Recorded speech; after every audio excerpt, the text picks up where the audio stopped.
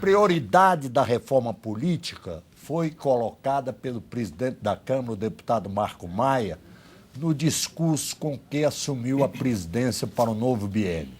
É uma matéria que divide os parlamentares, pois costuma-se dizer que cada deputado tem a sua proposta de reforma política. Para debater esse tema tão rico, convidamos dois deputados experientes, Edinho Bez, do PMDB de Santa Catarina, e Rubens Bueno, líder do PPS na Câmara. Deputado Edinho Bez, está sendo recolocada agora a questão da reforma política. E muitos dos seus companheiros de corporação manifestam interesse de discutir e votar uma proposta. O senhor acha que tem viabilidade essa reforma política agora, nessa legislatura, no início dessa legislatura? Bom, Tarcísio, primeiro eu quero registrar aqui a satisfação de estar com meu amigo de longa data e que retorna à Câmara aí, já com muita experiência e com certeza vai colaborar muito, não somente com a reforma política, como praticamente todos os temas aqui do Paraná, de Santa Catarina e de todo o país, que aqui nós discutimos questões nacionais e internacionais, não? Bom, a reforma política, o PMDB, o meu partido, priorizou duas reformas, a política e a tributária. Obviamente que defendemos a reforma de segurança pública, o sistema de segurança pública nosso está falido no Brasil. Defendemos uma reforma da Previdência, né, sobre a questão da aposentada, não basta nisso. A reforma trabalhista, arcaica, complexa. Nós defendemos um projeto agrícola definitivo para agricultura, pesca e pecuária. Bom, mas nós priorizamos, neste primeiro momento, a reforma política e tributária. A reforma política e tributária, nós passamos grande parte do nosso tempo no mandato passado, e principalmente no período eleitoral, dizendo que iríamos defender isso aqui. E eu bati muito nisso. O nosso sistema político é arcaico, ele é ruim, ele é prejudicial, ele é individual. Quando se fala em política, já dizia um ex-presidente dos Estados Unidos, se você encontrar alguém por aí que defende no coletivo, defende uma comunidade, pode chamá-lo de político e depender de ter mandato ou não, porque é coletivo. E hoje o sistema nosso virou individual. Você vê que a pesquisa feita logo após as eleições, né, 24% dos eleitores não sabiam que tinham votado para deputado estadual e federal, na média. E, antes das eleições, 85% da população, dos eleitores, responderam à pesquisa do Ibope de que votaria no candidato e não no partido. Isso é um absurdo. Nós temos que ter partidos fortes, nós temos que ter programas, nós temos que ter funções programáticas, nós temos que ter estatutos. Por exemplo, se o Tarcísio Holanda, de repente, numa votação aqui na Câmara, e me perguntar, deputado Edinho Bez, como você vai votar o projeto A ou B? Deveria ser assim, ó, como votará o PMDB, o PTB, o PDT? Ninguém pergunta como vota, porque os partidos estão fragilizados. Se o eleitor votar errado, ele perdeu 4 anos. Só que nós temos que mudar isso. Obviamente que nós não vamos mudar a cabeça do eleitor, não se muda o ser humano de repente. Ninguém ficará ruim ou bom de uma hora para outra. Existe um trabalho de formação, de conscientização. Então nós temos que fazer a reforma política. O que nós estamos defendendo? O que enfraquece os partidos é o sistema eleitoral. Perfeito. Não, aí nós estamos falando todo. Por exemplo, nós temos que acabar com as coligações. Nós defendemos isso. Porque as coligações, ela é tão prejudicial nesse sentido. Por exemplo, eu e o Cunha Bueno, que somos deputados, numa campanha eleitoral, por exemplo, para prefeito, dá um exemplo só de prefeito, serve para todos, para governador, etc. Um determinado município, por exemplo, meu partido, o PMDB, mas serve para todos, eu chego no município, no palanque, defendendo a candidatura do nosso candidato a prefeito, lá o vice é do PT. Mas na mesma noite, que nós participamos 2, 3 comícios por dia, né, em cima da campanha, eu saio dali, no município vizinho, lá o PMDB já estará coligado com o PP. Mais à frente com o PDT e assim sucessivamente. Inclusive já houve colegas nossos que trocaram a bola na hora. Eles saíram do comício. É muito difícil evitar isso por causa das peculiaridades em cada local. Perfeitamente, a característica de cada município, ideias. Então hoje não funcionam os partidos. Funciona um grupo de pessoas, ideias que se aproximam ou do lado bom ou ruim, alguns por raiva, por ódio, outros. A maioria é bom. Né? Só que não se fala mais de partido. Então, o que nós estamos defendendo?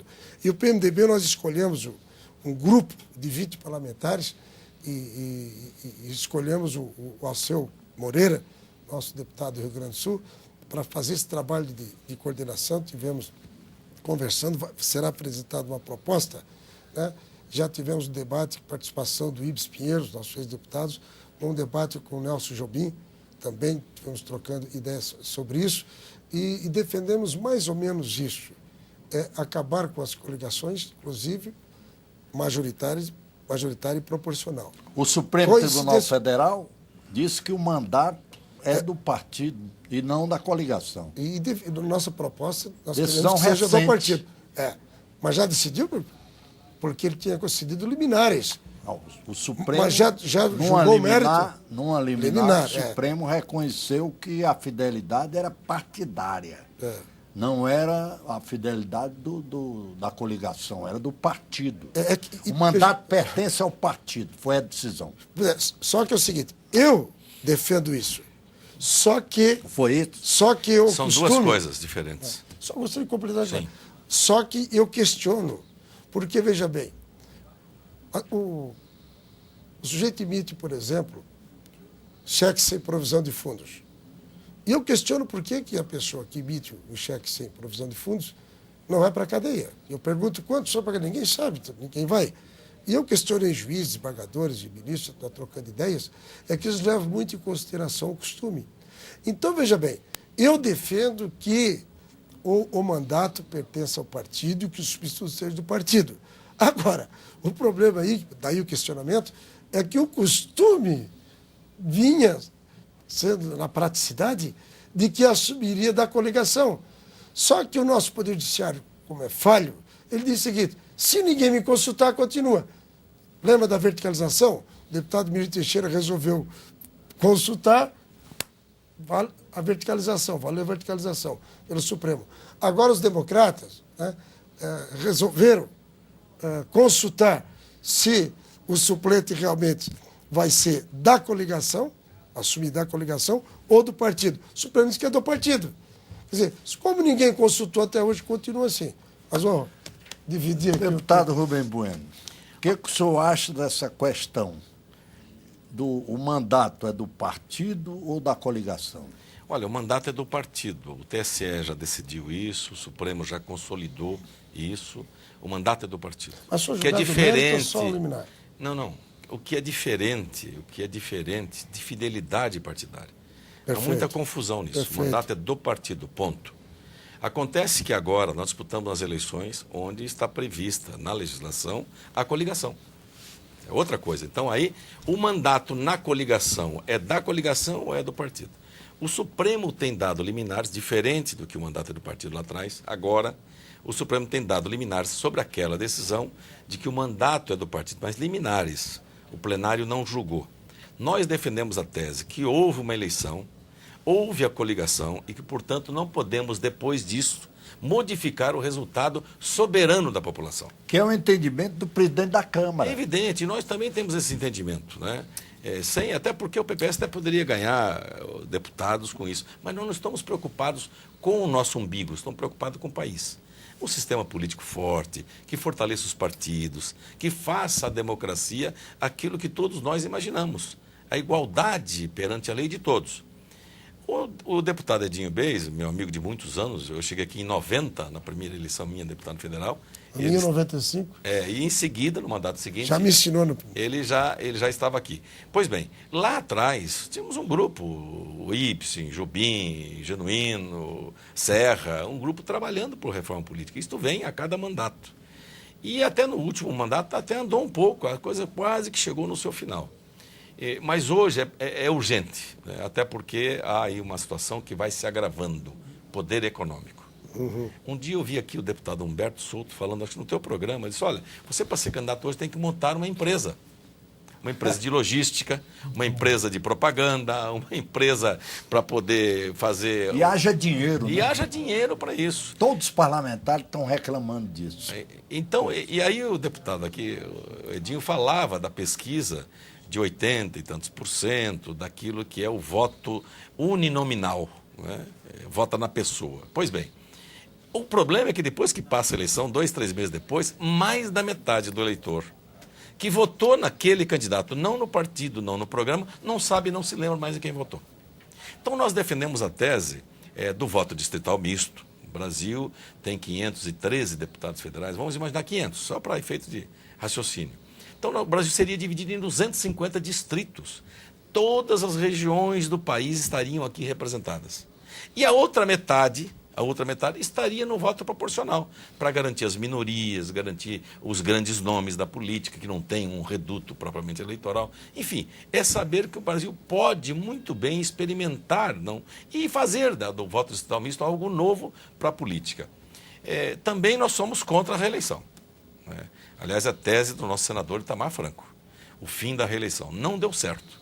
Nós defendemos a reeleição lá atrás, eu até era prefeito. Perfeito. Defendi a reeleição para o mandato seguinte, não para o meu, porque eu não fui eleito com direito à reeleição.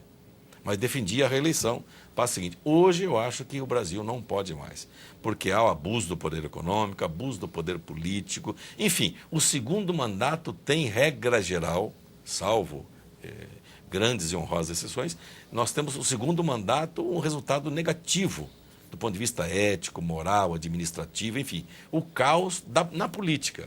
E isso contamina a política como um todo. Então, o fim da reeleição é outro ponto fundamental. Nós defendemos uma coisa interessante, candidatura avulsa. Por que eu sou cidadão, tenho direito político garantido, sou obrigado a me filiar a um partido político para disputar uma eleição? E a minha cidadania? Então, nós defendemos a candidatura avulsa, algo para ser discutido. Claro. Ponto.